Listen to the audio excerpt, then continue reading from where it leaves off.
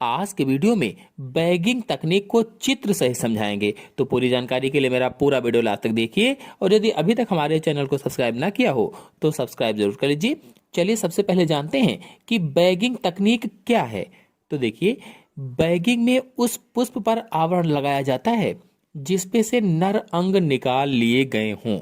मतलब इसकी परिभाषा होगी कि जब पुष्प से पुमंग या एंड्रोसियम काट कर अलग कर दिया जाता है तो इसके बाद उस पुष्प को एक थैली से ढक देते हैं, तो उसे ही बैगिंग तकनीक कहते हैं। अर्थात इसकी अंग्रेजी में परिभाषा कहें तो a plant breeding technique in which the stigma of a flower is covered with bags is known as the bagging technique. क्या होगा?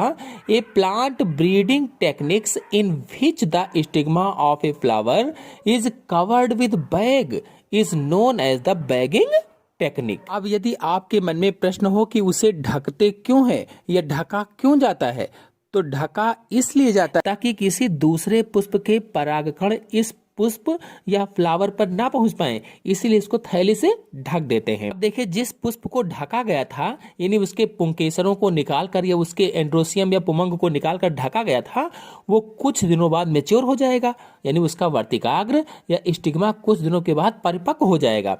तब क्या करते हैं कि कृत्रिम रूप से जिन वांछित परागकणों को आप उस पर डालना चाहते थे उन परागकणों को छिटक देते हैं, यानी कृत्रिम रूप से एकत्रित वांछित परागकणों को वर्तिकाग्र पर छिटक कर पुनः थैली से उसको ढक दिया जाता है। जब हम मनचाहे परागकणों को वहां छिटक देंगे वर्तिकाग्र पर और इसके बाद पुनः उसको ढक देंगे, इसके बाद में परागकण अंकुरित होकर बिल्कुल उसी तरह से जैसे नॉर्मल में अंकुरित होकर के पराग नलिका बनाते हैं और पराग नलिका के माध्यम से धीरे धीरे करके वर्तिका में होते हुए अंडाशय में पहुंचकर बीजांड में घुसते हैं और बीजांड में घुस करके अंड कोशिका से निषेचन करते हैं। सेम वैसे ही क्रिया इसकी भी होगी, यानी अंकुरित होगा और वर्तिका के माध्यम से होता हुआ बीजांड में जाकर अंड कोशिका से संलयित हो जाएगा या निषेचन हो जाएगा और निषेचन के बाद में बीज और फल बन जाएगा, यानी बीज और फल विकसित हो जाएगा।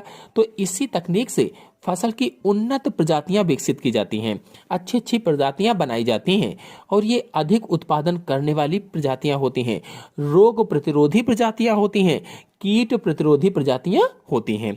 तो इस तरह से ये बैगिंग तकनीक हो जाएगी।